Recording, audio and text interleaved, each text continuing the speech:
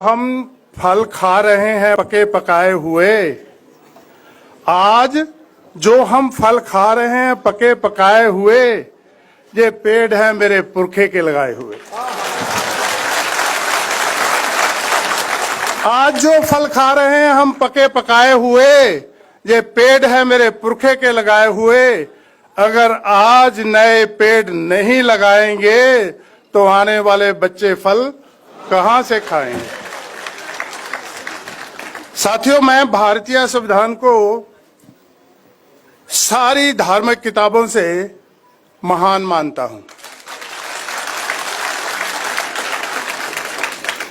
मैं इसकी पूजा नहीं करता। मैं जहां भी मुझे समय मिलता है, देश में भी विदेश में भी, मैं इसका प्रचार करता हूं। अगर आज मैं विदेश में हूं और पढ़ लिख सका हूं और बिजनेस में जा सका हूं, तो केवल इसी संविधान की वजह से जा सका हूं। मुझे याद है, मैं जब अपने माँ बाप की हालात देखता था बचपन में, और जब मैं आज अपनी हालात देखता हूं, तो कई बार इस पे मैं विचार करता हूं कि ये इतना बड़ा परिवर्तन जो 2-3 पीढ़ियों में आ गया, ये किसकी वजह से आया।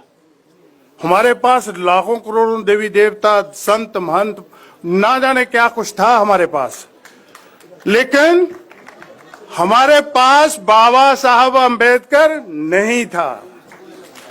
बाबा साहब अंबेडकर आए और बाबा साहब अंबेडकर ने ये ऐलान किया।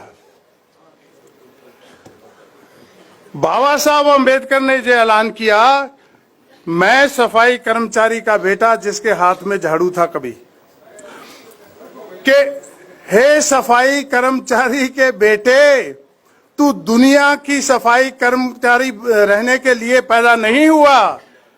मैंने भारतीय संविधान लिख दिया और संविधान में हर एक आपको अधिकार दे दिया।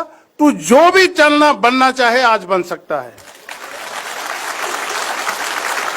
यही भारतीय संविधान की करामात है।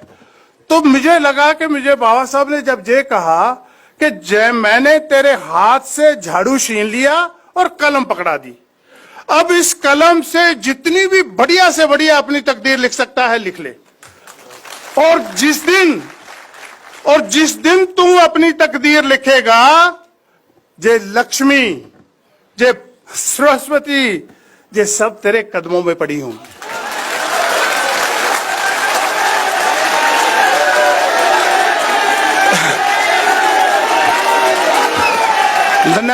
धन्यवाद। कदमों में पड़ी होगी, क्योंकि हमें सदियों तक यही बताया गया कि हमने कोई पाप किए हैं, हमारे पुरखों ने कोई पाप किए हैं, इसीलिए हम गरीब, लाचार, पछड़े, अनपढ़ रह गए। मैं समझता हूं कि अगर 2 पीढ़ियों में ये संविधान इतना अंतर ला सकता है, मान लो अगर 600 साल तक, 800 साल, 2000 साल पहले से ही हम आजाद होते, तो आज दुनिया पे राज करते होते। और आज उन लोगों की पूरी कोशिश है कि इस संविधान के साथ धोखाधड़ी करी जाए। क्यों? कि इसी संविधान की वजह से मेरे जैसे सफाई कर्मचारी के बेटे को दुनिया में एक अपना व्यापार करने का मौका मिला, एक मौका मिला। बाबा साहब अम्बेडकर ने मुझे कोई मंत्र नहीं दिया कि खुल जा सिम सिम, तू खोलेगा तो तू पढ़ जाएगा, तू लिख जाएगा, तू व्यापारी बन जाएगा, देश विदेश में घूमेगा, ऐसा कुछ नहीं दिया। बाबा साहब अम्बेडकर ने संविधान में मुझे एक अपॉर्चुनिटी दी कि तेरे लिए स्कूल का रास्ता खुला है। स्कूल जाएगा, यूनिवर्सिटी का रास्ता खुला है। यूनिवर्सिटी जाएगा, जो भी प्रोफेशन अपना तय करेगा, उस प्रोफेशन के बाद जिस भी रास्ते पे चलेगा, व्यापार के रास्ते पे चलेगा, अच्छी जॉब पे रास्ते का चलेगा, सारे के सारे खुले हैं। एक मौका। और साथियों, जिस दिन बाबा साहब संविधान लिख रहे थे, एक हाथ में कलम और एक हाथ से थमाया हुआ संविधान, लिख रहे थे और इतना बड़ा परिवर्तन, इतना बड़ा संविधान लिख दिया। आज करोड़ों लोग, हम तो जहां थोड़े ही हैं, आज करोड़ों लोग पढ़े लिखे उस संविधान को बचाने के लिए सक्षम नहीं हो पा रहे। मुझे दुख हो रहा है इस बात का कि इसी दिल्ली की संसद के सामने 8 नवंबर 2018 को संविधान को जलाया गया।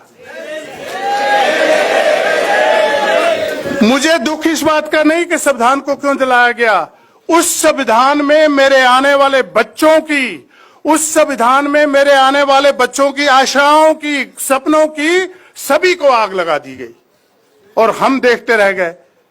आज हम 1 नहीं, 2 नहीं, 3 नहीं, 10 नहीं, करोड़ों में हैं, करोड़ों हाथ हैं हमारे पास, करोड़ों टांगे हैं चलने के लिए, फिर भी हम उस संविधान को बचाने के लिए सक्षम नहीं हुए।